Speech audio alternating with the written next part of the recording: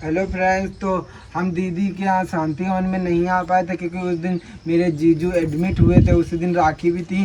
समाज की इज्जत केला है, इज्जत करके अपनी बिटिया की जान चली गई है। इज्जत करके ही आजकल हमारे जैसी बिटिया की जिंदगी बर्बाद हो रही है, मर रही है वे, और उनकी बस यही कंडीशन हो रही है। नमस्कार, अभी हम अरियारी में रश्मि के घर पर हैं और तकरीबन आज उनको 10 से 12 दिन हुए हैं रश्मि के मौत के हुए, लेकिन आज 24 से 48 घंटे हो गए हैं इस रिपोर्ट को दर्ज हुए। लेकिन जो रश्मि के गुनाहगार हैं वो आज भी खुलेआम घूम रहे हैं। तमाम संलग्न धाराओं में, सुसंगत धाराओं में ये एफआईआर सूरज के घर वालों के खिलाफ तो दर्ज कर लिए गए, लेकिन रश्मि के गुनहगार आज भी घूम रहे हैं। आखिरकार इसमें दोषी कौन है? रश्मि के घर वाले दोषी हैं, सोनू या राधा दोषी हैं इसलिए वो घूम रहे हैं, या पुलिस जिम्मेदार है इसलिए घूम रहे हैं? क्या स्वच्छंदता की इतनी भी मर्यादा परे में कानून का कोई डर न तो को रहा है, या तो पुलिस बेखौफ है कि जब चाहेंगे तब गरीबों को ऐसे ही चक्कर पे चक्कर लगाते रहेंगे और इनके पैर घिस जाएंगे, फिर भी इनको न्याय नहीं मिलेगा। ये पा रहे हैं क्या उनके पास बेटियां नहीं है, या वो समाज के इस जो डरावने कुकृत्य हो रहे हैं आजकल में उसको बढ़ावा देने में उनका सहयोग है? आखिर क्या कुछ कहानी है। तमाम लोग आज रश्मि के घर पहुंचे हैं, उनके गांव में तमाम महिलाएं आई हुई हैं और राधा जो है वो पूरी तरीके से बेहाल हैं। उनका बोलते बोलते गला सूख गया है और वो भी काफ़ी जो उनकी मना स्थितियां हैं वो ठीक नहीं चल रही हैं।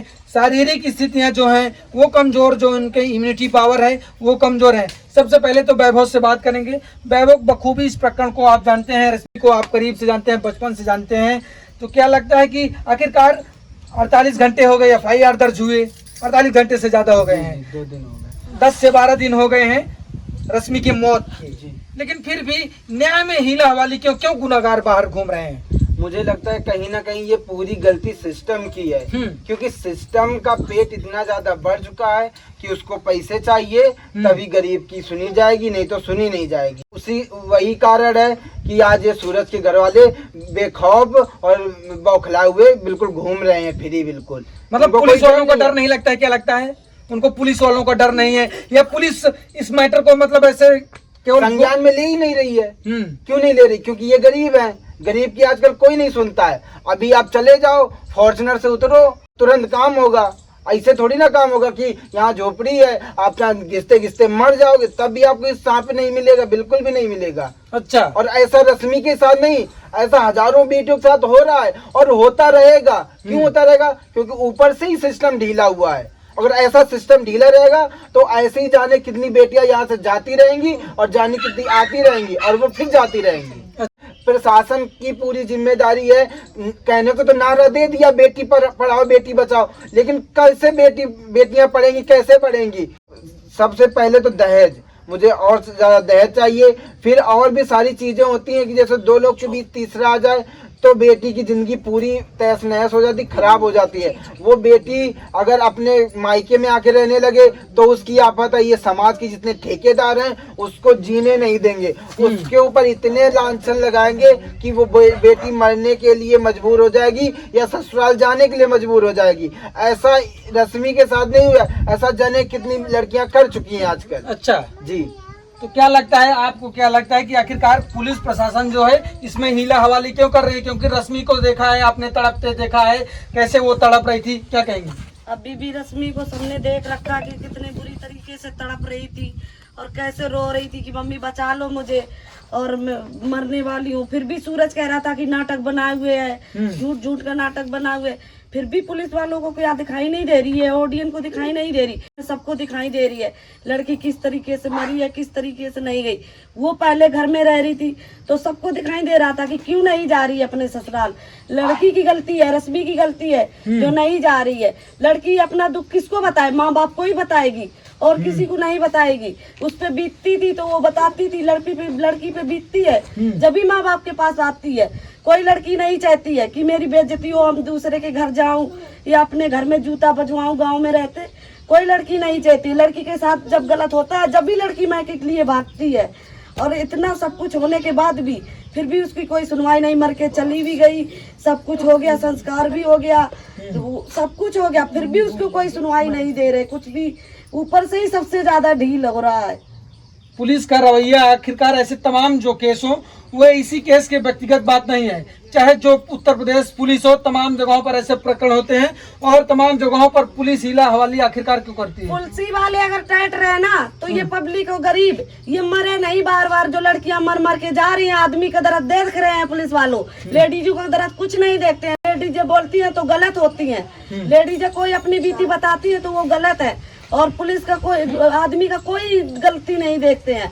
घर में पी के दारू मार पीट कर रहे हैं, घर मकान बेचे हैं, और जब लेडीजें खड़ी हो जाती हैं अपने पैर पे तो मोहल्ला वाले घर परिवार वाले जीने नहीं देते हैं कि इसको मारो मार गिराओ, और फिर भी थाने में जाओ, रिपोर्टें दिखाओ, सब कुछ, वो फिर बिल्कुल सुनवाई नहीं करते हैं पुलिस वाले।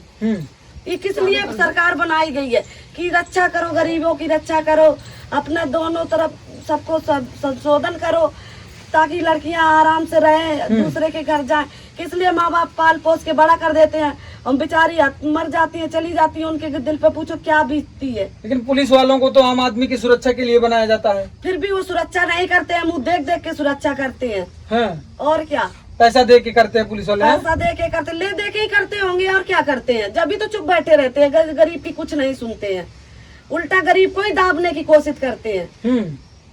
और क्या, गलती चाहे जिसकी हो लेकिन दबाया जाएगा केवल गरीब। गलती भी दिखाओ फिर भी मान नहीं करते हैं। अच्छा, फिर भी कहते हैं नहीं गलती आप ही लोगों की है। जब लड़की बोलती है तो कहते हैं गलती आप ही लोगों की है, बोलते ज्यादा हो, और बोलेंगे नहीं तो क्या करेंगे, जिस पे बीतती है वही बोलता है। अच्छा, समाज की मानसिकता ऐसी हो गई है कि गलती चाहे जो करे दोषारोपण लड़कियों पर ही होगा, महिलाओं पर ही। महिलाएं वो बिल्कुल वो कर देते हैं, और महिलाएं दब जाती हैं इज्जत की वजह से, अपने मोहल्ला घर परिवार की वजह से। चलो जो डांट देता है उसको चुप लगा के बैठ जाती है, थाने के अंदर मजबूरी में जाते, किसी को शौक नहीं है जो लड़की औरत थाने के अंदर जाए भाग के। अस्मिता की सुरक्षा के लिए, अपने मान सम्मान के लिए कोई थाने में जाता है, सुरक्षा के लिए जाती है। जब उनको ज्यादा ही दिखाई देता है कि मेरे साथ ये ज्यादा ही दुर्घटनाएं हो रही है, ये सब उसी लिए लड़की भाग के जाती है थाने में कि हमें इन लोगों से कुछ सुनवाई मिले, कुछ हम इनका सहारा पकड़े, और वहाँ भी कोई सुनवाई नहीं होती तो फिर क्या होएगा? अच्छा, ऐसे तो सब मारी जाएंगी। और क्या, कमेंट वाले कहाँ गए? वो कमेंट वाले दिखाई दे, किसी को नहीं दिखाई दे रहा कि उसके साथ में क्या हुआ, क्या करना चाहिए इसको। कमेंट ने जान ले ली, मतलब कमेंट ने ही जान ले ली है। लड़की की हत्या हो गई, मार दिया उसको, जान न्याय मिल जाए, जान चली जाए। इतना लोगों ने टॉर्चर किया, इतने कमेंट किए कि वो जाती नहीं है, वो ये नहीं करती, वो गलत है इसीलिए नहीं जाती है। माँ बाप के पास रो के आ जाए तो गलत है, मतलब कुछ करके ही आई है जब भी माँ के पास रह रही है। और माँ जब आरोप लगा था किसी लड़की को कोई शौक नहीं है कि अपने माँ के घर रहे, जूता खाए और ये सब दुनिया की बेइज्जती सहन करे।